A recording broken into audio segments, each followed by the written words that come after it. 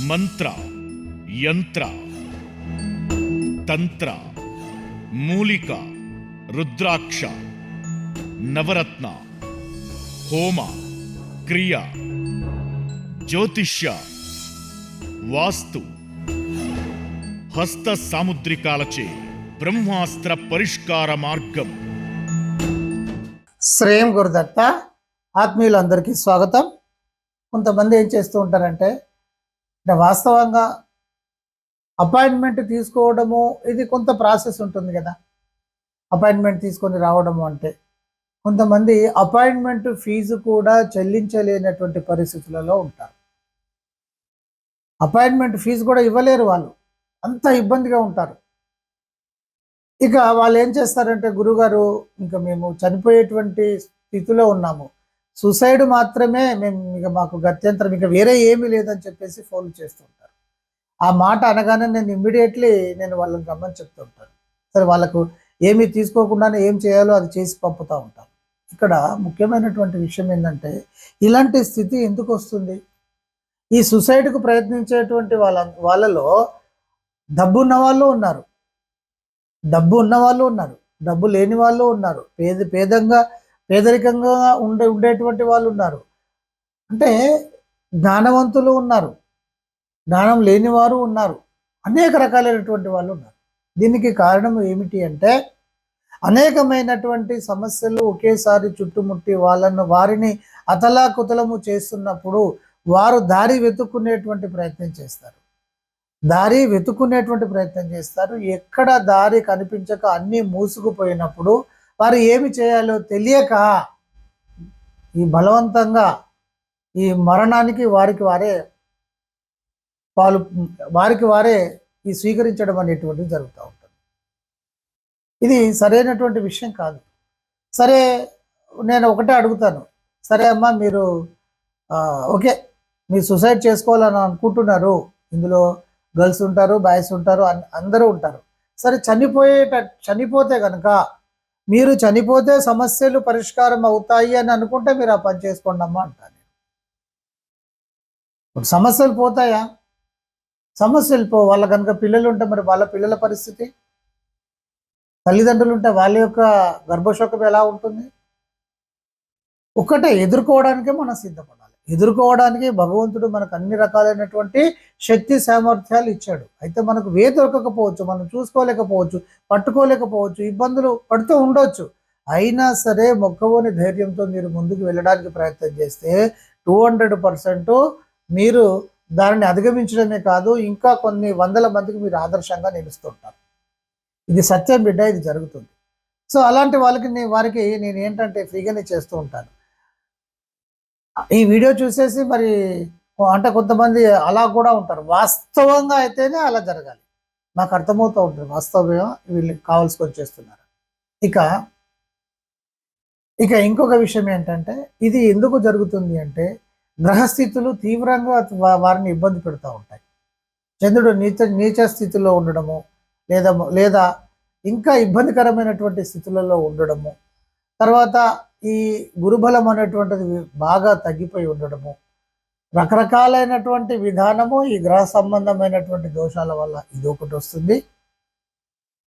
రెండవది ఏమిటి అంటే, వీరు ఎవరినైతే నమ్ముకుంటారో, భర్త కావచ్చు, భార్య కావచ్చు, తల్లిదండ్రులు కావచ్చు, కొన్ని సందర్భాలలో తల్లిదండ్రులు కూడా వీళ్ళకి సపోర్టింగ్ అనేటువంటిది లభించదు. నేను స్వయంగా చూస్తూ ఉంటాను ఎంతోమందిని. అది కూడా మరి స్వయంగా తల్లి ఇబ్బంది పెడుతుంది అంటే మరి పెడుతుంది, మరి అలా ఉన్నారు.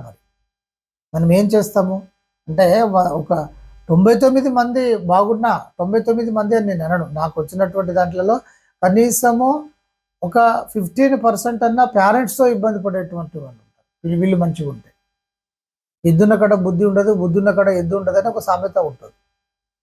సో తల్లిదండ్రులు సిస్టమేటిక్గా ఉన్న కడ పిల్లలు వాళ్ళు రకంగా ఉంటారు, పిల్లలు బాగున్న కూడా తల్లిదండ్రులు ఒక రకంగా ఉంటారు. ఇలా జరుగుతూ ఉంటుంది. ఇది ఒక విధానం అయితే, ఇక కొన్ని రకాలైనటువంటి ప్రయోగాల వల్ల ఆ ప్రయోగం యొక్క విధానము వీళ్ళకు ఆ ఫీలింగ్స్ని తీసుకొస్తూ ఉంటుంది. ఆ మేడ మీదకి వెళ్తే మేడ మీద నుండి దూకండి అనేటువంటి ఒక భావన ఉత్పన్నం అవుతూ ఉంటుంది. ఇలా రకరకాలుగా సరే మామూలుగా వెళ్తుంటూ మన విధానంలో మనం రోడ్డు సైడ్కి వెళ్తున్నప్పటికీ కూడా ఏదో ఒక వెహికల్ వచ్చి కొట్టడము, మనకి ఇబ్బందులు పాలు కావడం, ఇలాంటివన్నీ జరుగుతూ ఉంటాయి. ప్రమాదాలు జరుగుతూ ఉంటాయి. తర్వాత ఇంకా భార్యకు భర్తకు ఇలా కుటుంబంలో తీవ్రమైనటువంటి ఒత్తిళ్ళు లేదా ఇబ్బందులు, ఉద్యోగంలో ఇలా అన్ని రకాలుగా ఒకేసారి మీద పడడం మూలాన సుకుమారంగా పెరిగినటువంటి పిల్లలు కావచ్చు. ఒక సామెత ఉంటుంది, మగవాళ్ళు ఖచ్చితంగా బయట తిరగాలి, ఎందుకంటే వాళ్ళకి నాలెడ్జ్ రావాలంటే ఇంట్లో ఉంటే కుదరదు.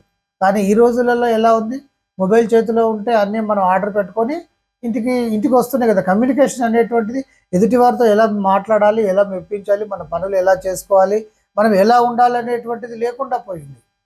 కమ్యూనికేషన్ లేదు. సరే, బాగా గారాబంగా పెరిగినటువంటి పిల్లలు కావచ్చు, లేదా సమస్యలు లేకుండా ప్రశాంతంగా జీవితము నడిపేటువంటి సందర్భంలో ఒకేసారి వచ్చిపడినటువంటి సమస్యలు కావచ్చు. ఇలా రకరకాలైనటువంటి వ్యధలు అనేటువంటివి ఉంటూ ఉంటాయి. అలాగే పిల్లల వల్ల కూడా ఇబ్బందులు ఏర్పడుతూ ఉంటాయి. కొంతమంది పిల్లలు సైకలాజికల్గా డిజార్డర్లో ఉంటారు, కొంతమంది హ్యాండిక్యాప్డ్గా పుడుతూ ఉంటారు. సో ఇలాంటి వాటి వల్ల కూడా తల్లిదండ్రులకు ఇబ్బంది, అనేక రకాలైనటువంటి సమస్యలన్నీ కూడా ఒకేసారి దాడి చేయడం మూలాన వారికి ఏమి చేయాలో తెలియక, వాళ్ళు స్ట్రాంగ్గా పెరిగి ఉండకపోవడం మూలాన ఇవన్నిటిని తట్టుకునేటువంటి ఆ మానసికమైనటువంటి స్థైర్యం లేక వాళ్ళు జీవితాలను ముగిస్తూ ఉంటారు. స్థైర్యం ఉండి తెలివితేటలు ఉండేటువంటి వాళ్ళు కూడా అలా చేస్తారు బిడ్డ. అంటే ఆ గ్రహాల యొక్క ప్రభావం కావచ్చు, లేకపోతే ఇతరుల యొక్క ప్రభావం, దృష్టి దోషాలు విపరీతంగా ఉంటాయి బిడ్డ. ఇప్పుడు నరదృష్టికి నల్లరైన బద్దలవుతుంది అనేటువంటిది ఒక సామెత ఉంటుంది. ఇవన్నీ మామూలు విషయాలు కాదు నాని. ఇప్పుడు 1000 కోట్లు కాఫీ హౌస్ అని పెట్టేసి బెంగళూరులో మొత్తము ఇండియా మొత్తం కూడా కాఫీ హౌస్లను వ్యాపింపజేసి ఒక 1000 కోట్లు సంపాదించినటువంటి సిద్ధార్థ రాయ్ సూసైడ్ చేసుకున్నాడు బిడ్డ. 1000 కోట్లు సంపాదించాడు చిన్న స్థాయి నుండి అంత ఎదిగి. అంటే ఆయనకి ఎంత శక్తి సామర్థ్యాలు ఉంటే ఆ స్థాయికి వెళ్ళి ఉంటాడు. ఎంత తెలివితేటలు, ఎంత జ్ఞానం ఉంటే. కానీ ఇంత జ్ఞానము ఇంత ఉన్నప్పటికీ కూడా సరే అప్పులు ఎక్కువైపోయినాయి అని చెప్పేసి సూసైడ్ చేసుకునేటువంటి పరిస్థితి ఇది. కానీ చూడండి, ఆ తర్వాత సిద్ధార్థ రాయ్ గారి భార్య అతను స్థాపించినటువంటి ఇండస్ట్రీస్ని తీసుకొని మళ్ళీ అక్కడ కట్టేసేసి లాభాల్లోకి తీసుకొస్తుంది ఒక మహిళ. ఇక్కడ ఈ సందర్భంగా ఏంటంటే మహిళ కాదు బిడ్డ, వాళ్ళే అంటే సాధించాలనేటువంటి పట్టుదల వాళ్ళలో ఉత్పన్నమైతే మాత్రం ఖచ్చితంగా సాధించి తీరుతారు. అంటే ఎదుర్కొనేటువంటి సామర్థ్యం వాస్తవంగా వీళ్ళలో అధికంగా ఉంటుంది. వాళ్ళు చిన్నప్పటి నుండి సమస్యలు గమనిస్తూ ఉంటారు కనుక ఏ విధంగా వెళ్ళొచ్చు అని. అయితే ఇందులో దుర్బలులు కూడా ఉంటారు. అలా ఉంటే మనం ఏం చేయలేము. అయితే ఎక్కడే కానీ భార్య యొక్క సహకారము మీ ఇండస్ట్రీస్లలో తీసుకునేటువంటి ప్రయత్నం చేస్తే కొంత మీకు వెసులుబాటు ఉండడం అనేటువంటిది జరుగుతుంది. ఇలా విపరీతమైనటువంటి సమస్యలు ఒకేసారి మిమ్మల్ని చుట్టుముడుతున్నప్పుడు ఇప్పుడు నేను చెప్పేటువంటి ఈ శ్లోకాన్ని చదవండి. ఇది ఆంజనేయునికి సంబంధించినటువంటి శ్లోకం. ఒక 40 రోజులు చేయండి. నియమాలు పాటించాల్సిన నియమాలు అంటూ ఏమి ఉండవు. నేను ఇచ్చేటువంటి ప్రతి శ్లోకాన్ని కానీ మంత్రానికి కానీ నియమాలు ఏమి ఉండవు. సరే, లేదు గురుగారు, మేము ఆంజనేయుని మాల వేసుకుంటాము, నాకు నియమాలు పాటించడం ఇష్టం అంటే అది మీ ఇష్టం. ఇప్పుడు నేను చెప్పేది 21 డేస్ నుండి 41 డేస్ వరకు మీరు చేసేటువంటి ప్రయత్నం చేయండి. ఆ తర్వాత నమస్కారం చేసేసి ఆపేయచ్చు. ఏంటంటే అది ఓం మహోత్పాత పీడాం, మహారోగ పీడాం, మహాశత్రు పీడాం, మహాగ్రాహ పీడాం, మహాదారిద్ర పీడాం హరాస్తుతే. హరాస్తుతేనే 2 సార్లు అనాలి. హరాస్తుతే హరాస్తుతే పంచముఖ ఆంజనేయాయ స్వాహ. ఇది దీనిని వీలుంటే మీరు డైలీ 108 టైమ్స్ చేయండి. తర్వాత ఇది చేసేటప్పుడు మీరు పూజ గదిలో కూర్చొని, చెప్పాను కదా, ఒకటే ఫార్ములా, దీపారాధన చేయాలి. మీకు ఏది ఉంటే అది అక్కడ పెట్టేసి నమస్కారం చేయాలి. ఏది ఉంటే పత్రం, పుష్పం, ఫలం, తోయం అంతే. ఈ రకమైన నైవేద్యమే తీసుకొచ్చి పెట్టాలి. ఆంజనేయునికి వడలే కావాలి. ఇవన్నీ ఏమి ఉండవు బిడ్డ. అది మన తృప్తి కోసం ఒక సాంప్రదాయాన్ని సృష్టించుకొని ఆ సాంప్రదాయం ప్రకారం మనం నడుస్తున్నామే తప్ప అష్టసిద్ధులు సాధించాడు. నిరంతరము ఆ భగవద్ నామ స్మరణలో అంటే బీజం తేజో బీజంతో ఆ వెలుగొందుతూ ఉండేటువంటి వారికి అసలు ఆకలి దప్పులు అనేటువంటివి ఉండవు బిడ్డ. ఆకలి దప్పులు అనేటువంటిది ఉండదు. అలాంటిది ఇది ఇష్టము అది ఇష్టము అది మనకిష్టమని అలా పెట్టేసుకొని చేసుకుంటున్నాం అంతే. ఒక సాంప్రదాయాన్ని సృష్టించుకొని చేసుకుంటున్నాం. చేసుకునే వాళ్ళు చేసుకోవచ్చు, లేకపోతే లేదు. మీరు ఏదో ఒకటి అక్కడ పెట్టి నమస్కారం చేసి ఈ మంత్రాన్ని నమస్కారం చేసిన తర్వాత మీరు వినాయకుడిని, గురుదత్తని అంటే గణేశుణ్ణి, గురుదత్తకి నమస్కారం చేసుకోవాలి. గురువుకు కృతజ్ఞతలు తెలియజేయాలి. చక్కగా ఈ మంత్రాన్ని చేసుకోవాలి. ఆ తర్వాత మీ పనులు మీరు చేసుకుంటూ వెళ్ళండి. ఇలా మీరు రెగ్యులర్గా చేయండి. చేసేటప్పుడు ఏం చేయాలి అంటే బిడ్డ, రోజు ఒక 5 మిరియాలు మీరు జపం చేసే దగ్గర ఒక బౌల్ తీసుకొని ఆ బౌల్లో రోజు ఒక 5 మిరియాలు అందులో వేసి నమస్కారం చేసేసి మంత్రం చదివేసేయండి. తదనంతరం ఏం చేయాలి, ప్రతిరోజు 5 మిరియాలు వేసుకోవాలి.